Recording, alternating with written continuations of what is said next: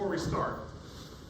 One is there's a project that I'm not involved in that has asked me maybe to see if I can find some students to help them with something. If you have an Android device, they want some very simple testing to be done. So you would download their thing from the Android store, Play Store, and I guess you have to use their device for like 5 minutes a day for 2 weeks. It's some weird requirement of getting something into the Android store, and in return you would get $25 gift certificate from, or gift card from Amazon. Okay? So, they have something like, Santosh has helped me get some students, I think we have like 8 or 9 or something like that. They're looking for more. So if anybody has an Android phone, send me an email and I will forward your email to them. Alright, so,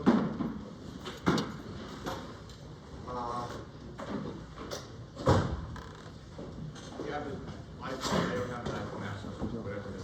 So, only if it's an Android. But send me an email if you're interested, and I will forward your email to them with the other. Okay, we have, of course, 1 week from today, our midterm exam. Keep in mind, the stuff we started last time, the computer security stuff, which we're going to continue today, that is not on the exam. All right? So the computer security, and we're going to get into some of the libraries that we're going to be making use of in homework 4. That stuff is not on the exam. Stuff that is on the exam, everything else. Everything that we did in homework 1 through 3, so we're talking World Wide Web, CSS, JSON, HTML, JavaScript, right? We've used JavaScript in lots of different ways. Of course, React. We've used React in lots of different ways. We've used class components. We should be familiar with lifecycle. We should be familiar with JSX. We should be familiar with hooks and context. We should be familiar with how we're using it even in homework 3, right? In homework 3, we're using some of these hooks like use context, and we're using use reducer and use state and things like this. You should know what a reducer is. Right? You need to employ reducer for homework 3. You should know how a backend server works, of course, right? How communication happens between the browser running our React application and the backend server, and the communication between the browser and the database server, right? So we should be familiar with how that backend server routes things. How do requests even get sent, right? Be familiar with the different types of databases. I'm not going to ask you to write SQL code. I certainly wouldn't ask you to do that. Okay, we barely touched on SQL code. We already used some SQL. If you like in homework 4, but actually you don't even have to use it in homework 4, but we haven't gotten to that yet. That will be for the final exam. Okay? So you are required to use a relational database in homework 4, but we only covered it in lecture. You should know generally, though, what a relational database is and the difference between a relational database and a NoSQL database. We certainly have used Mongoose, we certainly have used Mongo, we certainly have used Postman. We've definitely used version control, right? All of those things are important. We've also talked quite a bit about design decisions that we made. I mean, I like asking questions about not just, what is some particular term or terminology, but how did we use it and why did we use it? Things like that. I'm trying to relate it to decision making, okay? So certainly in homeworks 1, 2, and 3, the code base that I gave you, it's a deliberate code base, okay? I've organized it in a way that is trying to get you to think about, separation of or delegation of responsibilities into different classes or different files, and what's the benefit of that? Well, one benefit, of course, is we can have different people work on different parts of a program if we were ever in a team. We can also, of course, test things independently. That's the principle we're hoping to introduce here in homework 3. Homework 3, you can test your back-end server by sending it requests with Postman, and you don't even have to have the front end implemented yet, right? So these are all things that are candidates for questions on the midterm exam. Now, the midterm exam will be multiple choice, okay? I haven't yet decided. It's either going to be 50 or 100 questions. I haven't yet decided how many, okay? I have most of the questions already written, and I'm deciding on whether I should double it. Maybe I will, maybe I won't. We'll see. But there's a range of questions. I mean, I would say some of the questions are easy, some of the questions are less easy, right? I'm not trying to trick you on any of them. It's not that I'm trying to catch people who don't know some random little thing from the code. That's not it. I try to only emphasize things that everybody should know. But again, some of the questions are deliberately easy, okay? Some of the questions are deliberately not, all right? Just so you know, final exam is not multiple choice. I've mentioned that a few times before. I just want you to be clear on that. Final exam is not multiple choice. And the final exam will have entire written sections that you have to write, right? Like sections you have to describe certain things. Question? We'll worry about that then. Don't worry about that. I'm just giving you a little preview. Okay. But I'll ask that in like 2 months. Exactly. You can ask me a million questions then. We'll focus on that then for sure. Yeah.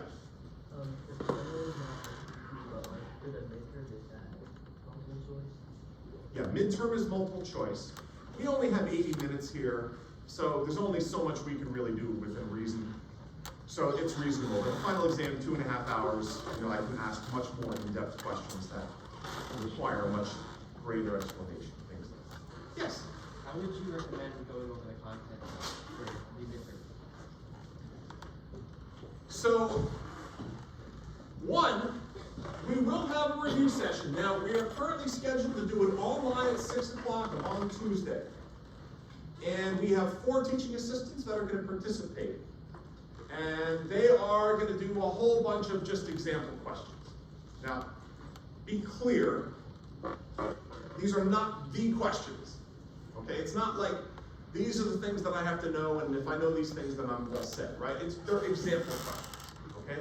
So they're reflective of the material, but they're, of course, not the questions. All right, so that's one thing. So certainly I would say it's to your benefit to go to the review session.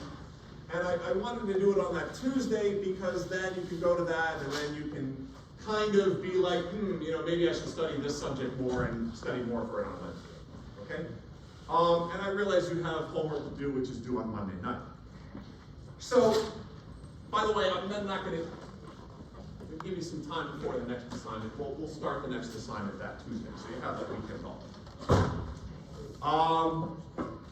I would say a few things. One is you should be familiar with the code for all the assignments, of course. Now, you've been working with these all semester long, but they're 3 very different code bases, right? I mean, each of them is significantly different, okay? You should certainly be familiar with what we covered in lecture. I'm not going to ask something obscure from HTML that we didn't either discuss or use, all right? I don't think we ever used an ordered list. Not that that's really particularly interesting or complex, but I would never ask about an ordered list because we never used it, right? We didn't even discuss it. I love JavaScript questions. I will definitely, we're using JavaScript all day long. Every assignment, and even if you move on to 4.16 where I have you typically use TypeScript, that's based on JavaScript. So JavaScript questions are really important, right? And not just, sort of, what's a loop or things like that. I'm saying like understanding things about the JavaScript language. Okay, we've had some really interesting discussions in lecture about some of these things. And there were many points along the semester where I said, that sounds like an exam question, which probably meant that I already knew that it was an exam question. Something like that, okay? Somebody had a question over there somewhere. Yeah? Are there any other practice questions that you may have from other other years that we may use, or no? Teaching assistants are gonna go through a whole ton of them. I see. Is it possible for us to have those questions slightly earlier than Tuesday? Or Why? like, yes or no? Why? To better prep for the over winter break. You're gonna be working on homework 3. In answer to your question, the TAs are gonna do a quiz, okay? And research has shown that when you are answering questions in a quiz environment, where the answers are not presented to you, that you use your brain differently. So I think it's actually a good experience to try to answer it that way, and then to work through the answer. So they're gonna be doing that. Right. Right? So I certainly don't want, people knowing the answers to these questions before the review session and ruining it for the teaching assistants, okay? Now they have 60 questions to choose from. They're gonna choose probably the 30 that they think are best, and they might go over additional ones. So that sounds like exactly the answer to what you need, right? Yes? So, I think I asked this question a little poorly last time. What I meant when I said like trivia, I mean like when you say ask JavaScript, do you mean I think I know what you're talking about. I mean, the word trivia, it makes one think of trivial, like, it's not important. But yeah, trivia, the types of questions that I ask, I will ask questions about a specific, fact or definition of something, maybe. Maybe I'll do that, right? You might think that's trivial, like give me a one-word answer. I also like output questions in JavaScript, like, hey, here's JavaScript, what's gonna be output? I love questions like that because they're very easy. So could it be like, if I add 2 empty arrays together, what do I get? Sure, absolutely, that could be a question, something like that, maybe I'll go right ahead. Anybody else have other questions?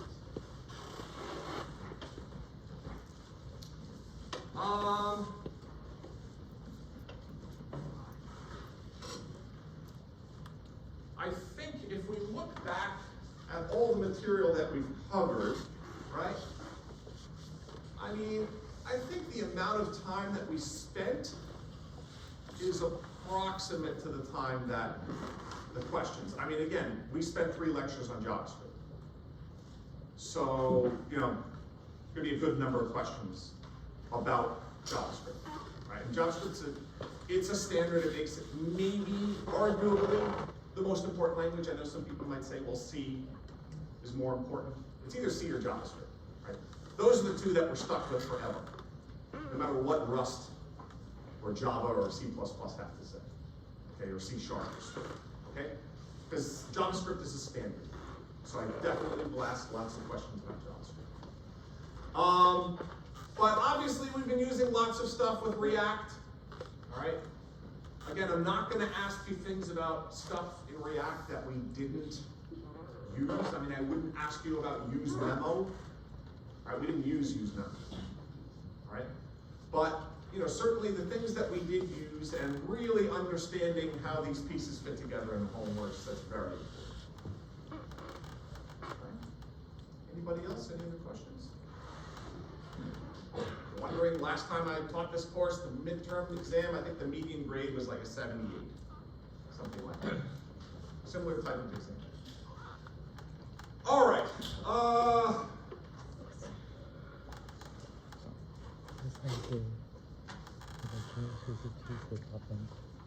So we were talking about computer security principles.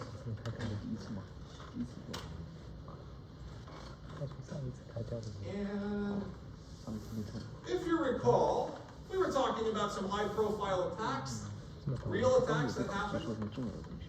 We started to mention, the types of things that we have to be concerned with and protect against, right? Today's start. Well, we'll actually cover, there's a set of principles, that every computer security, cybersecurity type person is trained on. And again, last time we talked about how, let's just say you're put in charge as a CTO of a company or something like that, and you want to start a new company or something like that. First thing you might want to think about is, again, how do we categorize all the things that we do, and especially all the data that we're dealing with, and what are the constraints, and how do we make sure this stuff is protected, right? We talked a little bit about that last time. And as I said last time, there are guidelines for this in many industries. I mean, there are guidelines in the medical industry, there are regulations, and there are constraints put on your software. Same thing, again, with the financial industry. I want to make sure you don't end up like Sam Bankman-Fried. Or his parents. I mean, his parents almost went to jail for crying out loud, right? Stanford professors. Whatever you do, don't start a company that gets your parents thrown in jail. Don't do that. That's my best advice for you today, okay? So, all of these things, all right, all of these security measures, there are policies, and this is the term that they use, there are policies that companies are supposed to follow in order to make sure data is protected, resources are protected, assets are protected, people are protected, all of these different things, right? But, first thing we want to do is we really want to understand who our attackers are, and we really want to understand what types of attacks can happen. So we'll talk about some of the different attacks that actually can happen, okay? Now, again, disgruntled staff members, those are at the top of the list. I put script kiddies down there. I don't know if you know what that is, but a script kiddie is, some teenager maybe or something like that who has found a script on the internet that if they run it, it will do something destructive, right? And they don't even know what it is, they didn't even write it, they don't know, but that can actually cause damage, okay? But presumably, the most dangerous people are the people who have inside information about technologies, inside information about the security that exists at a company or organization, right? Because it's not necessarily a tech company, right? As we mentioned, some of those high-profile attacks were not tech companies, credit agencies and financial companies and things like that. But there are all kinds of different people who are hoping to exploit your security loopholes. And if you think about criminal organizations with malicious intent, they themselves aren't actually that dangerous. It's if they can somehow get to a disgruntled staff member. That's actually the thing that's of value. There's some interesting things going on with Amazon, which you probably haven't read about, but Amazon is just beset with bribery problems. And I don't know if you've read about this, but Amazon has, you're selling things, and they started this whole thing with reselling things. I don't know if anybody's ever sold anything on eBay or on Marketplace, right, Facebook Marketplace. But Amazon, of course, if you buy something from Amazon, the likelihood that it comes from an Amazon warehouse is actually, I don't even know, does half the stuff come from an Amazon warehouse? Maybe not. Like, Amazon just wants to be a tech company, right? They'll deliver the stuff. But sooner or later, they might not even do that. They'll have drones do it or something like that, some drone army. But there's been a problem over the years with, you want to be a third-party seller in Amazon, and apparently people working at Amazon have been bribed, and it's a huge problem that they've been fighting, whereby one reseller or one, of these third party is bribing the people to move them up in the algorithm and to move their competitors down.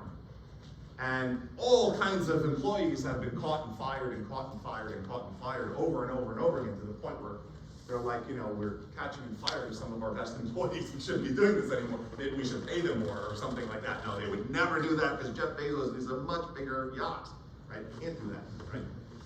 So that's an interesting sort of a thing. So when we're talking about criminal organizations, the criminal organizations themselves probably need some way of doing things, and one of the best ways of doing things is to bribe a disgruntled employee. Okay? So, from the perspective of us, we'll talk about some of the different attacks that can take place, right? But from the perspective of us, right, we want to make sure that our data, our messages, our applications, everything that we have, one, from the perspective of our users and also ourselves, that they understand things are confidential, okay? So, right, we don't want, if I go to Stony Brook University Hospital and get treated there, my expectation is that it's confidential, right? That my medical records are going to be protected, right? It's also the expectation is that whatever the test results I get, or whatever events take place there, that they have integrity, that they haven't been maliciously changed by somebody or something like that. And the third thing, of course, is in terms of software, is that, of course, it's available. That's, a denial of service attack would attack that very thing. So, our hope with computer security, of course, is that the software and the resources that we're hoping to protect, we think about these three things, right, from the perspective of our users and our system as a whole, right? That it's confidential, it has integrity, and that it's available, right? So the ways to actually get those three, right, because we want these three things, right? Because this is what we are requiring. We'll see in just a little bit, there are certain principles that we can follow to get there, okay? And there are techniques, and these are some of the techniques that are at our disposal. One thing is threat models. Like, we can model what some of these actors might do, okay? So if you think about some of these attackers and what their motivations are, and how they might go about achieving what they want to achieve, right? We can model that with what's called a threat model, and that helps us to develop ways to prevent them from succeeding. Okay? This is, a threat model. There's also something called model checking, right? This idea of a model for defense is actually a common thing in computer security, and we're hoping, essentially, again, to get in the mind of an attacker so that we can come up with a defense, right? Now, we have certain assumptions that we can make, all right, which might be different depending on the application or the industry or the company or things like that. And we probably want to have some sort of a risk analysis done, hopefully from an external party would be even better. In fact, here at the university we do that. We have, I don't know if you probably don't get this, but as an employee of the university, I get phishing emails every once in a while, all right? And many times those are from the university. And they're checking to see if I will fall for them, which is kind of interesting, all right? It's kind of like the time one of my teaching assistants put, answered an ad online to do homework assignments for this class for a student. Didn't realize it was my teaching assistant. And then, got in trouble with it.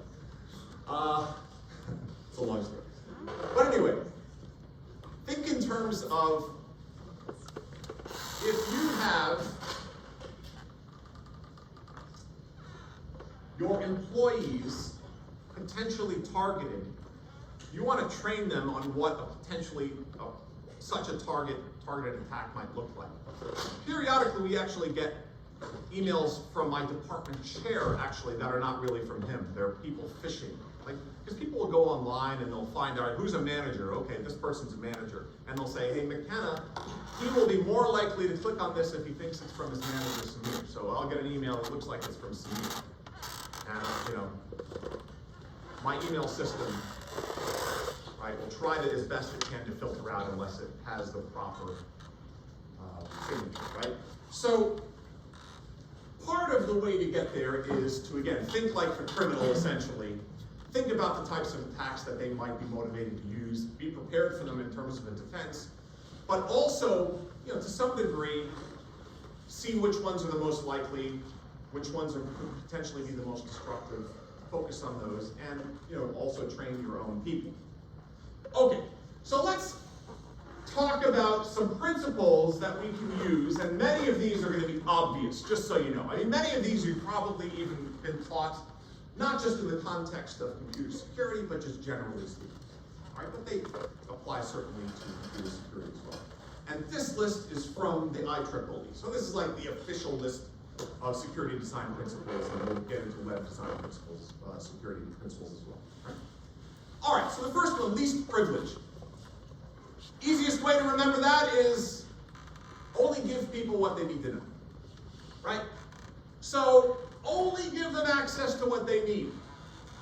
I have a project and I have students who work on a project with me, and then they graduate, I remove them from the GitHub. Right? They're not on the project anymore, they don't need it anymore, remove them. If I don't, they might one day, for whatever reason, right, they might accidentally, I don't know, ruin the repo somewhere. And why would I even risk that if they're not even on the team? Right? Maybe they did it themselves, that would be unlikely, but it's not impossible that somebody could hack into their account, and somebody else could hack into their account and decide, you know what I'm going to do? I'm going to go ruin every single repo that this person is, associated with, for one reason or another. Okay? That is not impossible. All right? So, same is true with any resource, right? And that's actually one of the most common problems that happens, is that you have somebody has privilege, and then they leave the company and you forget to remove the privilege. Or they leave the group and you forget to remove the privilege. It's especially true these days online. You collaborate with people online. You give them access to all sorts of intellectual property, code bases, things like that. You forget they're not on the team, you never remove them, and then at some point they just have access to everything. All right? So it's not just about initially giving them access, it's also about removing access when they're not supposed to have it anymore. Right? Okay, so least privilege is the first one. The second one here is fail-safe defaults, which basically means, yeah, we might have custom settings for access levels and things like that, but we should have probably minimum access as the default. And that should always be something that starts, giving somebody access to something should be sort of an exceptional event. Okay? And I think this is the way that, for example, Google Sheets works. Right? When I send out the grading appointments, by the way, grading appointments for homework 3, we're going to do them not next week, but the following week. Right? So there's no grading appointments next week. Okay? But when I want to do grading appointments for homework 3, what am I going to do? I'm going to go to homework 2. And I'm going to get the homework 2 Google Sheet, and I say, copy. And it makes a brand new copy. And who is it shared with? The answer is nobody. That's the fail-safe default. It starts off with nobody. Now it does ask me, are you sure you don't want to share it with the same people? Okay? So I could do that, but that's an exceptional thing. It's asking me. Okay? And by default, it's not shared with the same people.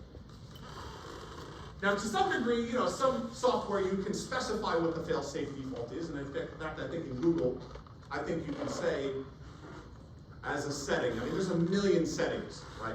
But you can say as a setting that when you create a new Google Sheet or something like that, that it will only provide access to you as a default, or your organization, or everybody, at least a few.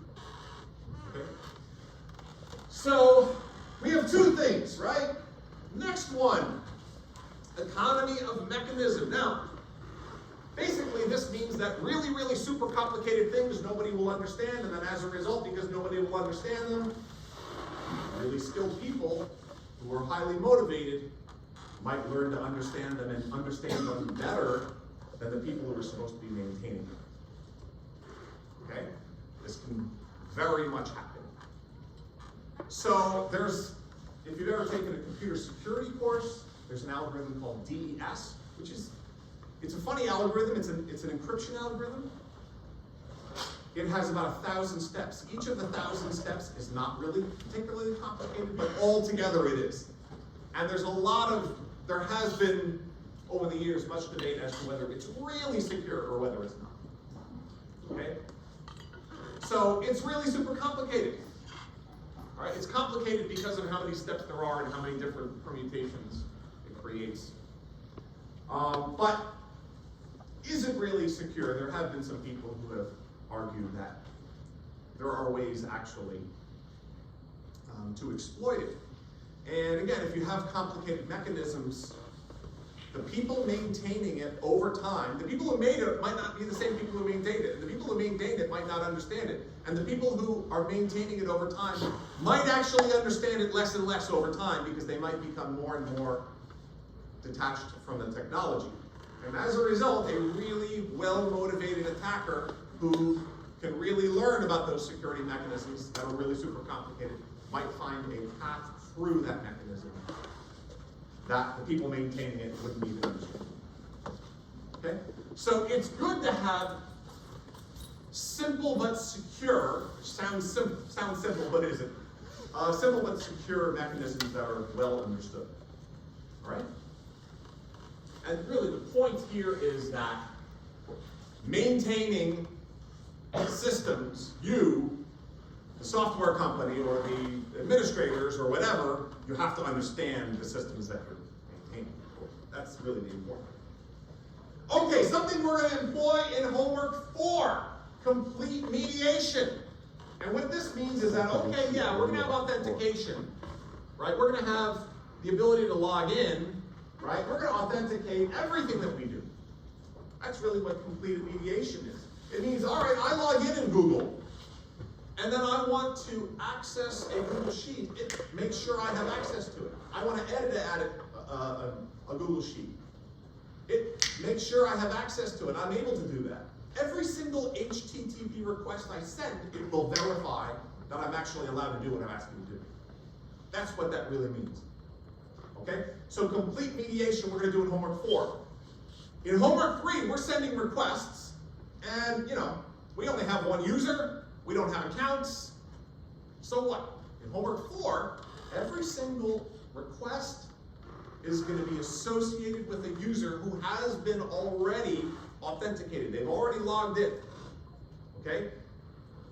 But still, every single request, we still have to check to make sure they're actually able to do what it is that they want to do. Because not every user is able to access every file, every sheet, every Google Doc, every whatever. Right? So that's what complete mediation means. Right? Open design. So certainly if you, again, take a computer security course, you'll learn about very commonly used algorithms for things like encryption, and everybody knows these algorithms. RSA, which is something that I implemented when I was a grad student in computer security, right? It was a homework assignment in that course. It's a very, very, very well understood algorithm, okay? Everybody knows how the algorithm works. The question is, well then how is it secure? Well, it's because the security is not dependent upon not knowing the algorithm. The security is based on the mathematics of the algorithm itself, okay? So that's what the idea with open design. Why do we think that that is? Why not keep the algorithm hidden? Like, why isn't that a good way of protecting? Yes? If you keep it, so what happens is the algorithm is other people can poke holes into it, and that actually helps you making the algorithm secure, because if it's not open and somebody somehow manages to integrate it, now you have the algorithm in your hands and nobody can unlock it. Yeah, now that's an interesting answer, and I think that's a good answer. And that's, I would say, one of the reasons. I actually was not anticipating that answer, but that's a very good answer. What else do you think is the other reason? Yeah? Because if your security relies on secrecy, eventually someone's going to be able to figure it out. Yeah, I mean, we think in terms of the more people that know something, the more likely it's going to get out. Okay? And so if it just gets out once, right? It just gets out once, we have a problem. Okay?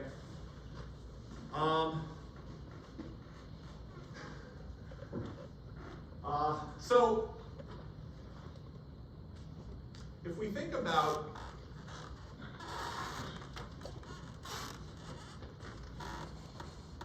the RSA algorithm, right? The RSA algorithm, this is what's called public key encryption. And the idea is that it's using these gigantic keys, I think currently 128 bits or something like that. At some point, maybe here at Stony Brook, quantum computing, who knows? Quantum computing will come along and it will destroy privacy forever. Who knows? With the idea that a computer should be able to calculate and crack encryption algorithms so efficiently and quickly that essentially, nothing can be encrypted. But at that point, of course, then what we'll be doing is coming up with a new encryption with much bigger keys or whatever. Keys that are longer than the number of atoms in the universe or something. All right. So that is called open design. Understand that there are different algorithms to choose from. Just for example, if you're doing encryption, there's like SHA algorithms and DES, and again RSA. There's a bunch. Next one is separation of privilege. So again, one of the first things that you might do, we talked about categorizing data and assets and figuring out like the privacy and security requirements as far as your data is concerned. And we're going to want to figure out what privileges different types of users require. Now, Solar, of course, has to do this, right? I mean, Solar, think about all the different types of privileges that one can have there, right? One can view grades, one can change grades, one can enter employee information, one can access employee information, right? One can change the schedule of courses, okay? One can view the schedule of courses, right? I can do some of those things and not others, right? So I can't change the schedule of courses. I can't enter how much money I get paid. I wish I did. I could. I can enter, right, grades for a course, right? I have some privileges and not others. And so the idea is whatever the actions are that are associated with these things within the application, we have to attach somehow privileges and different privileges to different users. So I would have like a whole list of privileges which basically corresponds, we typically think in terms of endpoints. I mean, not exactly 100%, but many times it corresponds to endpoints. I realize you can have privileges subdivided within endpoints, but updating a grade, that might be an endpoint. Right? So if I click, because I enter all the grades within a sheet and I hit, enter the grades or submit grades, and presumably there's an endpoint that then sends everything in that sheet over there. Now presumably, right, I have that privilege, so when it receives it, the first thing the back end is going to do is it's going to check to see if I even have the privilege to do that. Now, in reality, foolproof design works in Solar so that I can't even get to the point of editing grades. I can't even get to that point to submit it if I don't have those privileges, right? So it works in Solar that I can't even click on enter grades, right? That button is even there, and actually Solar works that way in a lot of ways. If you are not an employee, like for those of you who are here who are students who have never worked here on campus, do you see the employee section on Solar? I'm not sure if you do or not. Do you see that? You do see it, but you can't click on it, or you can click on it?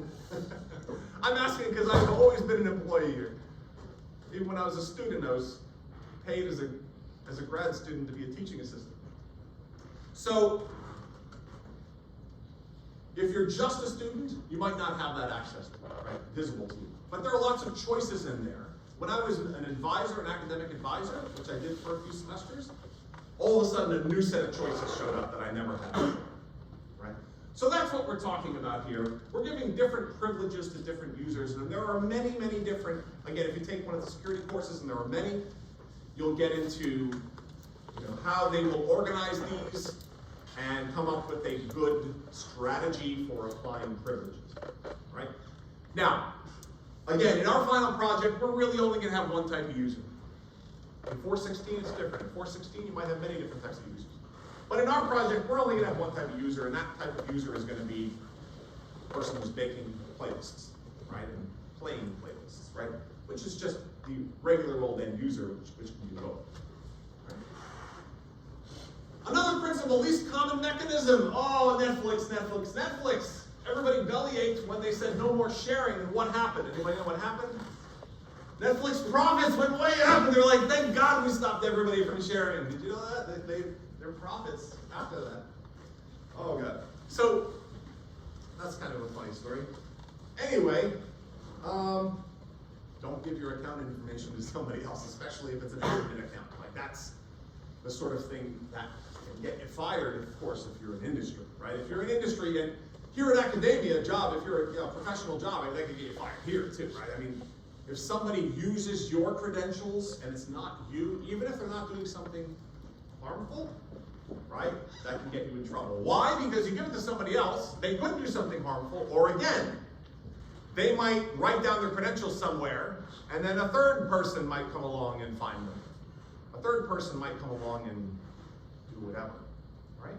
By the way, this common mechanism, right, you don't want other people to have your account. I'd be curious to know these days because two-factor authentication helps a lot with this.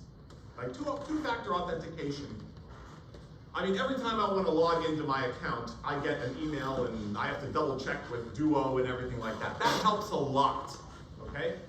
But certainly years ago, there were some very common ways that people would get hacked, okay? One is that you share your information with somebody, either accidentally or deliberately. Accidentally, how are you sharing it with somebody? Well, it was very common, I guess, in like cyber cafes, right? You go to a cyber cafe, and especially if they have their own computers, right? Keyloggers. Anybody know what a keylogger is? It basically is running on the computer, keeping track of every single thing that was typed in. If it's not your, not your account, if it's not your computer, right? They might be logging all the data that you enter, including the name of your account and the server and the login and password and all of that.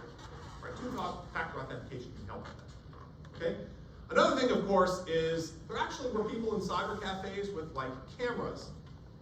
And oh, you're showing up with a laptop, I have nothing to worry about. But there are actually people that would have cameras, and they would sit there and work all day, and they would look like they're not doing anything. They might not even be facing you. But they might actually have some mechanism for figuring out what you're typing. And maybe they have 20 people that they try this with in a day, and maybe they can't figure it out for 19, but they figure out for one that's right? So there are different ways that people might try to take account information. There's another thing that used to be a much bigger problem called packet sniffing. I don't know if anybody knows what packet sniffing is. Anybody ever hear that term before? Yeah. So packet sniffing, the idea, of course, is that if you're on a subnet, so if you're not, if you're on some subnetwork, we're actually on a subnet kind of here, a wireless subnet kind of.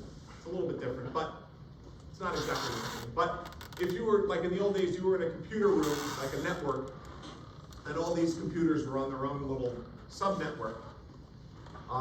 If you were to send a message across the internet, it would actually get broadcast to all the other machines. That's just the way it worked. And all those other machines, if they were running a packet sniffer, they could actually see all of those messages that go back and forth, right? I mean, these are sophisticated programs, so it's not, they're doing all of these different things to help interpret what these messages are. But the idea is you might see a username and password going by or something like that. I want you to understand things are much more secure now as far as accounts. I mean, there's still plenty of hazards out there, but we're much smarter than we used to be, right? I mean, I have a Yahoo account, and I'm stuck with it for the rest of my life because I've been using it since Yahoo started. I mean, I had a Yahoo account the first year Yahoo was in existence, and I will never leave Yahoo. But I hate Yahoo. I can never leave because my entire life is there. But understand that when I was using Yahoo, like even in the year 2000, okay? Even in the year 2000, you would go to Yahoo and it would say, would you like to use Yahoo securely or unsecurely? Like the default was not secure. You would actually have to click on securely to actually use encryption, okay? And the reason was, it was slow. Like encryption was slower. Like everything being encrypted, the computers were not as capable then, right? And the internet was slow enough compared to now. This is before high-speed internet. We were all on these rickety copper lines. lines, right? So, you know, you were making a choice, and if you were not doing secure, your login name and password were being broadcast to everybody else that was in your little network there, and if they had a packet sniffer, they could now log into your account, and there's no two-factor authentication, all that kind of stuff. Right? So there have been a lot of improvements over the years. I complain about two-factor authentication all the time, right? But you know, obviously, it's hugely important for protecting our accounts. Okay. I complain about it all the time, right? That's what this is about, which is that don't make the procedures or the tools that you have to use in order to ensure security, don't make them too unpleasant, too difficult, so that people won't use them. Okay? That's what this principle is about, right? Because if you make things too unpleasant, people won't use them. People will almost always choose the easiest option. Right? We know, when you choose classes, right? Look at two professors. Which professor gives easier homework assignments and grades? Yep. So, certainly if you have a security mechanism that is really convoluted, really whatever, people aren't going to use it. They might not see the value in it immediately. So if it's too complex or too difficult or whatever, and it's getting in the way of doing other things, you might have less participation, which is not a good thing. Okay, so let's see if we can remember these things before we move on, right? Least privilege, what does that mean? Somebody can give me an answer. Least privilege. The principle of least privilege. Yeah. A user should only have as much privilege as they absolutely need. Absolutely. Only give them what they need to know or need to have, right? You're on a need-to-know basis, right? That's the principle of least privilege. How about fail-safe default? It's exactly what it says it is. Let's skip that, right? I mean, whatever option it is, we'll have good defaults that ensure security, and you know, making something less secure means giving privileges to users or whatever. That should be an exceptional thing one has to do. Economy of mechanism, what does that mean? Yes? Make sure the system is simple enough so that. Yeah, we want to make sure that security mechanisms like encryption algorithms or whatever aren't so complicated that people don't understand them, right?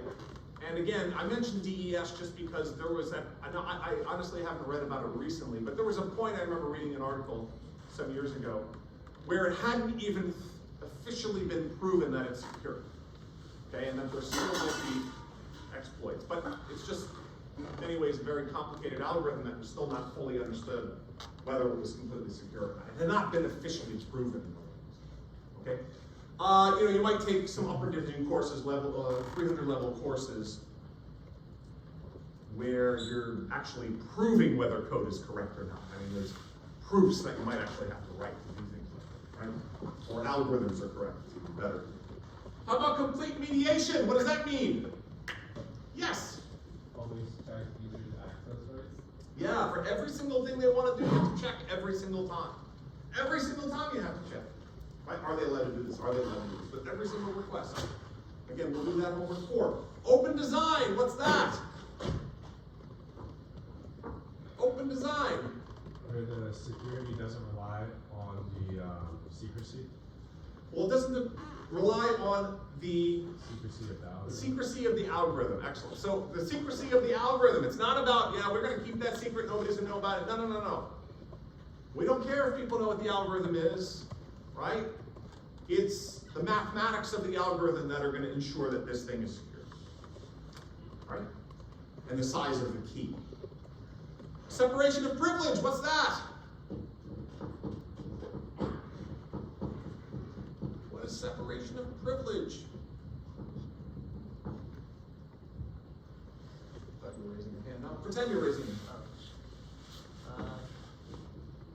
Like if someone is, like, has a privilege and then they leave, then you remove their privilege, but privilege is on a case-by-case basis. Well, that is actually, I would actually say that that is part of least privilege. Like least privilege, the idea is, yes, somebody is given privilege, because different users might require different privilege.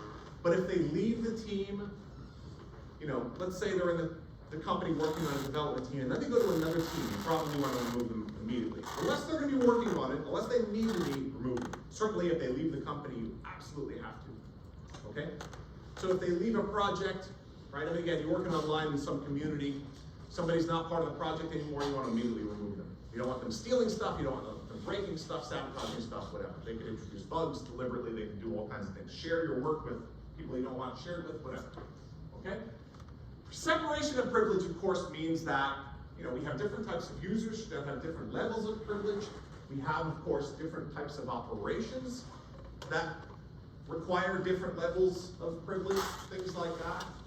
So we have to essentially figure all of that out. And again, there are techniques for using that you learn about computer So security. what level do we decide who gets what amount of privilege? Like, Yeah, there are actually multiple ways of strategizing that. Okay, so again, if you take like Arrow's Dadoc's class, they look at it in multiple perspectives. Like they look at, do we look at, you know, there's like a top-down philosophy versus a bottom-up philosophy. But typically it comes down to organizing either from a data-driven perspective, like accessing specific data, right? We say who has access to that, and then or what functions have access to that, and then specifying who has access to those functions that have access to that data, something like that. Or looking just at things like endpoints. And, you know, it depends kind of on the complexity of the backend. Right? Because some backends, like our application, you know, we could do it by endpoint, okay? But something like Solar, or maybe even like some of the databases and systems that I deal with the hospital and things like that, they're actually pulling from multiple systems. And so then you have to think much more carefully about privilege because it's combining like privileges and multiple systems. So it gets kind of complicated. Least common mechanism. What did we say about that? What was that? Least common mechanism. Anybody? Yes? Oh, I thought it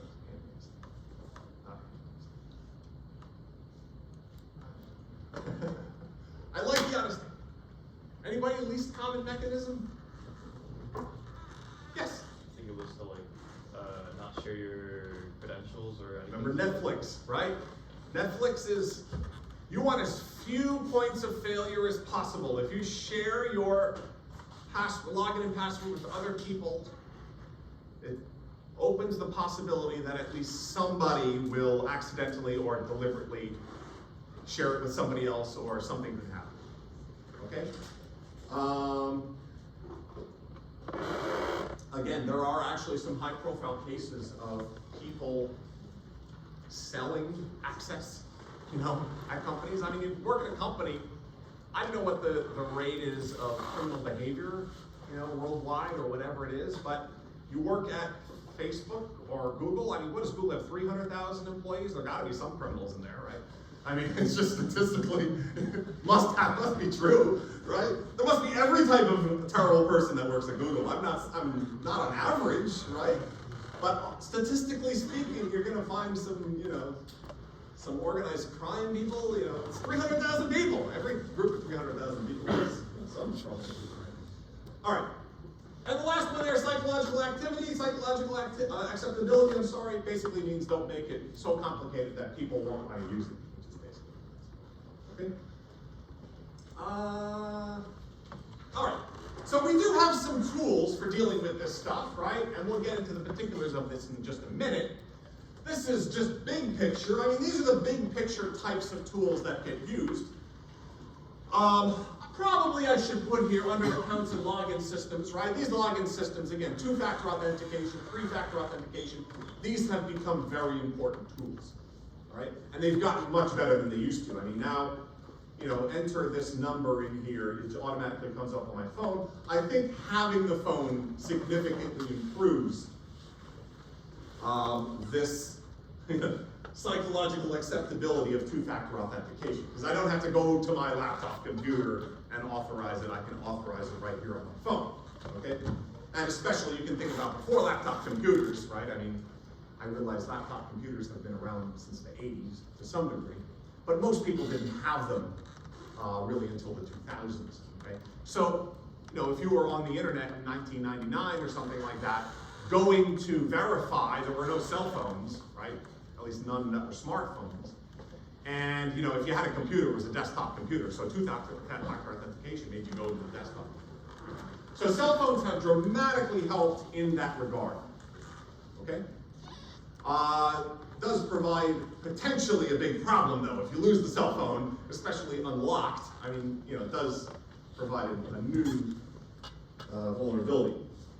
Okay, but we can deal with these threats. We have some broad tools, and again, we'll look at how we're going to do it in our application. So firewalls, of course, can block traffic from ranges of origination IP addresses, things like that. Our department has a firewall, of course. I mentioned how many, you know, attack attempts we get. By the way, we get a lot of attack attempts from other computer science departments here in the United States. Like, we get attacks from MIT. They're attacking our, like, what's that all about? And the reason is because our computer security classes attack their firewalls. It's kind of like CS departments test each other's stuff, like in this way, okay? There was a really high-profile story, a tragedy. I don't know if you've heard about this story, but of a hacker. Now, there are, you know, these principles that I think you mentioned over there, which was that, hey, we want you to try to hack our, I mean, Google used to have this, like, if you can hack our technologies, we deserve it, right? So, if you can find security vulnerabilities, let us know about it, and we will reward you in some way. I don't remember exactly what it is. But anyway, so, there's a library at MIT, which had decided, you know, I guess there was some debate over whether certain publications should be made publicly available or not. And there was a high-profile, well-known hacker who was very much against them putting it behind a wall where you wouldn't be able, the public wouldn't be able to access publications. Just so you know, I mean, historically, there are research publications that, like our department, you know, members of our department who are in research, I mean, these are very specialized journals and things like that. They're not free. You gotta pay subscriptions for them and things like that. Sometimes they're kind of expensive, and they will have like cutting edge research that has been done with publications. Some of these things are extraordinarily boring to read, but if you're in that field, you know, you're always looking to see what has just been done and what is, you know, where's the future going and things like that. Anyway, this high-profile hacker, I don't remember his name, you can look it up, but he was very much against what MIT was doing, and so he decided to hack into their library and download a huge amount of content and then share it with the world. I don't remember where he shared it. Was it WikiLeaks or something like that, maybe? And he used a really, you know, a technique for hacking, basically, that they had not anticipated, which is that he actually broke into the library physically. He didn't just break, you know, he didn't just like cyber attack. He actually physically broke into the library and did it that way, which that takes a lot more effort, of course. Now the sad thing was that they ended up, he shared it on WikiLeaks and they threw the book at him. They actually like wanted to charge him with a crime and everything, and he was so distraught over it that he killed himself. That was a pretty high profile case. But, you know, that's the sort of thing, I mean, physical security, right? I mean, actually, you know, a thumb drive is actually one of the most difficult things to defend. Okay? I mean, if you're actually in the building and have access to the machines in one way or another, and you have a thumb drive, now he was able to actually tap into the network without even, you know, being an employee there or anything like that. So that was kind of an interesting story. But a large number of the hackers that we get are actually our department's network security administrator says their state actors are actually working on behalf of foreign governments, trying to access our account and hack into our department. Again, maybe to steal stuff, but one of the primary reasons is actually to practice. Right, to practice. So they can look at the IP addresses and they can see where all of these different cyber attacks are coming from. And the overwhelming, we do get some from other CS departments, but those are usually seasonal, like at the end of certain semesters when projects are due. But the year-round are typically from state actors, which is actually what, as I said, the Sony hack was as well. Okay, but anyway, so we can use things like firewalls, which can block access or block connections or requests from all kinds of different IP addresses. We can have account login systems, as I mentioned, with two-factor authentication. We're actually going to talk about JWTs. We can have cryptography, of course, right? Public key encryption is interesting, right? This is, remember I talked about RSA. Everybody know how public key encryption works, right? I want to communicate with Amazon, right? I want to send my credit card information back and forth. We want to communicate back and forth. It's supposed to be secure. Okay, so I generate what's called a key pair. And my key pair, I make a plain text. I make a public key and I make a private key.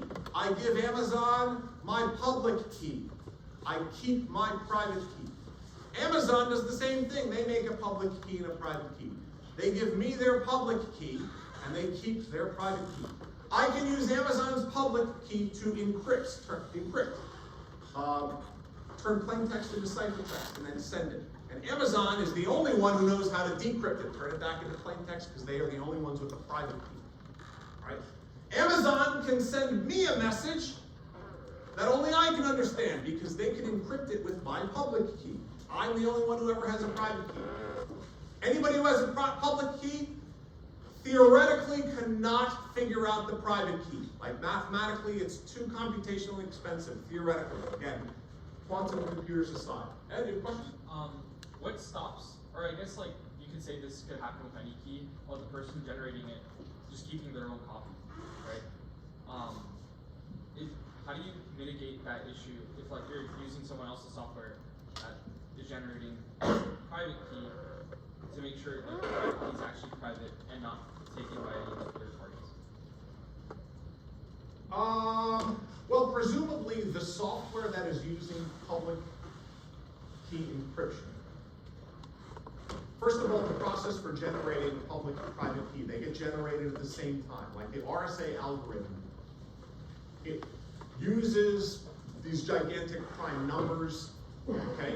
And the algorithm isn't actually that long. It's not like DES, this crazy complicated thing. It's essentially a little math function, and you're coming up with these three gigantic random prime numbers, is really what you're using.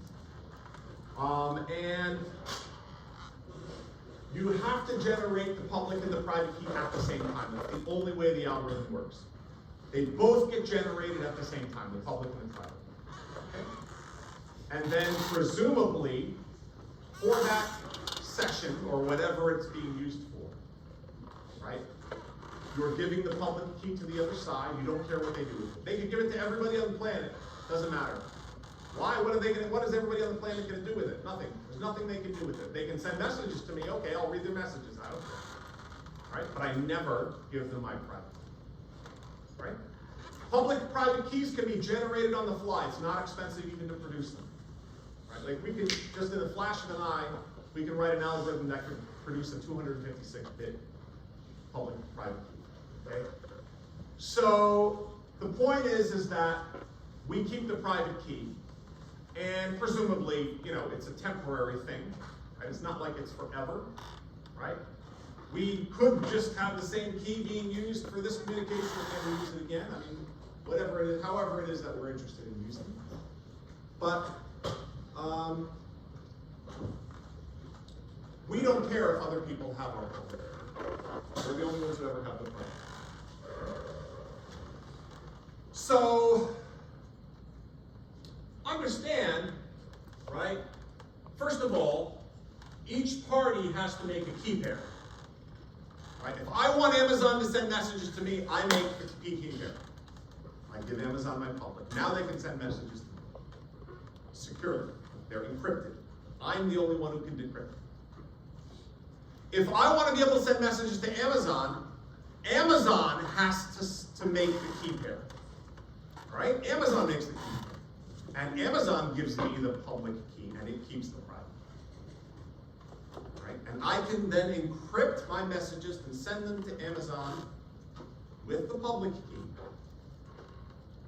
But nobody else has the private key, only Amazon, so Amazon is the only one who can do that. Right, now, I'm not going to get into, again, cracking encryption algorithms and things like that. I realize that there's a whole field of computer science, right, that is, in computer security, that is all about that. And again, quantum computers might produce that, okay, where no messages that get sent anywhere are safe anymore. And we'll all retreat to, I don't know, non-digital forms of communication or something like that. Who knows what that is. But analog communication. But understand that this is, one of the primary mechanisms that's used out there on the World Wide Web, right? There are many different ways of implementing web. Okay. So as far as web security is concerned, right, we've talked about computer security. We had that list of 8 principles, I think it was 8 principles of computer security. Well, we also have 8 principles of web security. Again, these are recommended by International Standards Organization. Right? So these are sort of the standard ones, the ones that we said before about computer security and the ones here about web security. Okay? So first one, authentication. Before we let users do anything, we have to make sure that they are who they are. And again, a big part of that is two-factor authentication, right? The assumption is that if you have a cell phone, you have it, right? This has become, a mechanism for law enforcement, right? I don't know if you heard the story this morning on NPR. Remember the high-profile Pacific Palisades fire that happened, right, in California? They have caught the person who started it. How did they catch them? They were able to figure out that when the fire started, where a cell phone was right at that location. So he had his cell phone on, and he was right there starting the fire, and they were able to figure that out somehow. Okay? So web applications, of course, we want to make sure, that users are who they say they are. And we have mechanisms for doing that. And again, a big mechanism these days is making use of the cell phone. Second thing is called authorization, right? I mean, authentication, we're talking about accounts. Authorization is, okay, you are who you say you are you authorized to do this? Right? We talked about that, right? So are you authorized to do this? Again, with web security, we care about that too. Next one, of course, is confidentiality. Communication, of course, should be encrypted, right? We're sending sensitive information back and forth. It should be encrypted. We use HTTPS for this, right? HTTPS, not HTTP. HTTP is not secure. HTTPS, presumably, is, right? We want data integrity. So, in other words, data doesn't get changed when it's not supposed to be changed. All right, I don't want my phone number or my recovery email or my address changed to somebody else so that they can hack into my account or do whatever they want, right? We have data integrity in our systems, right? So any change that happens should be detected. And hopefully, user is notified and is made aware of changes. Okay? Same thing with message integrity, right? This is why, emails, if you work in the government, for example, your emails are not supposed to be edited. There was that whole crazy scenario with what's his name? Secretary of Defense. With the Signal chat. Remember that story? Jesus Christ. So, they were using Signal, not supposed to, and for essentially planning an attack on Tehran and stuff like that, which is insane. So violating all kinds of rules of their own organization. But the idea, of course, is that we have communications that can't be tampered with after they're sent, presumably. And there's systems to maintain that. Same is true with GitHub as well, by the way. Right? If you think about GitHub, the way that GitHub works is when a commit happens, you can't edit the commit. Right? Same thing with blockchain. Right? We have an integrity there that is maintained by redundancies. Like blockchain, if a transaction happens, it's happening on the entire blockchain. Right? The idea is that that maintains the integrity of that transaction. Right? It's verified not just in one place, but in many places. So no one person can change it. You can't change it to all these different places. Availability is another thing, right? I mean, of course, denial of service attacks can be, inflicted upon an entire country, as we talked about with Estonia, right? Accountability, things that might change any of that data or settings or preferences or anything, presumably they should be traceable. Okay, so any transaction that happens within a system, presumably there is a record of that transaction. GitHub. Think about GitHub. Every single commit that happens changes the code base, and there's a record of what user did it, or at what time, what day, what the changes that they made, diff and everything like that, right? There's a lot of transaction systems that can help you with traceability. And then finally, the last thing in here is non-repudiation. So, even if you roll back a transaction, there's supposed to be a record. Right? Now, these things are particularly important, some of these principles, in things like trading systems. Right? I mean, we've talked about transaction processing systems for undo redo, but actually, if you think about financial trading systems and cryptocurrency trading systems and all these, trading securities and things like that, they have a lot of these issues as well. There have been occasions, for example, New York Stock Exchange, where trading is happening, something is going on, whoop, reset, trading is happening, like they have had to stop the New York Stock Exchange on multiple occasions because some weird occurrence has happened, which is usually associated with some sort of an attempt at an attack. There is a fear, and then they will roll back transactions for some amount of time back to a known safe time, right? And then proceed ahead again. Or sometimes they'll even close it for the day. That's happened as well. Not just the New York Stock Exchange, but other places as well. But some of those occurrences, right, people are afraid are going to happen more often with AI, right? I mean, I don't know if you've read about the effect of AI on securities trading, but it's kind of hilarious, right? I mean, like the idea that, if you let AI just go and do all of financials for various companies, hey, as a bot, I figure out I can borrow money from this entity, and that thing also being AI can borrow from another entity, and that thing can borrow from this entity, and basically borrow, and there's entire financial strategies centered around that. In fact, I was reading about some very wealthy people who have figured out how to do that until they die, and don't mind dying $1 billion in debt. If they can borrow all the way, there's a whole terminology for that. But there are people who are borrowing and have found out mechanisms whereby they can borrow money for the rest of their life, because once you reach a certain level of wealth, you can actually do that and don't even have to have the income to support it. Anyway, there's fear that AI will actually perpetuate this and make it even worse. And some people think it's already in cycle. Okay, so enough about all this crazy stuff. Let's get back to the real world, right? I mean, those are principles.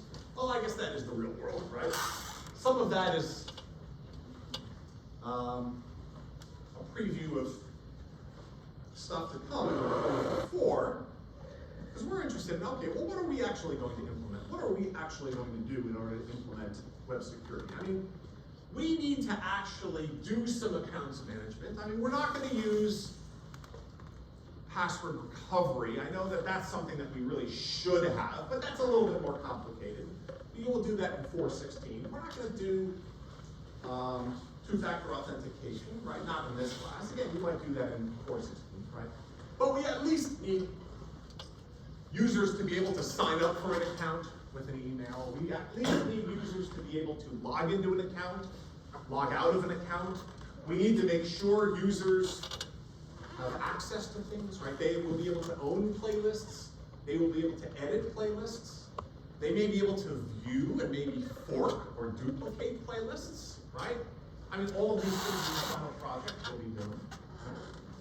So we're going to have to make sure that our application behaves reasonably. While it won't be the #1 most secure application that has ever existed, it will certainly be on its way. It will have the basic components of a secure system. Now, we're not going to do, understand, we are not going to do HTTPS. That's one thing we're not going to do. I'm going to talk a little bit about it, but we're not going to implement it, all right? And the reason is because we're not deploying anything. In 4.16, you do deploy things, at least when I teach it. When I teach it, you deploy something to a real server. It should be HTTPS, so on and so forth, all right? But in this class, we're not going to do that, right?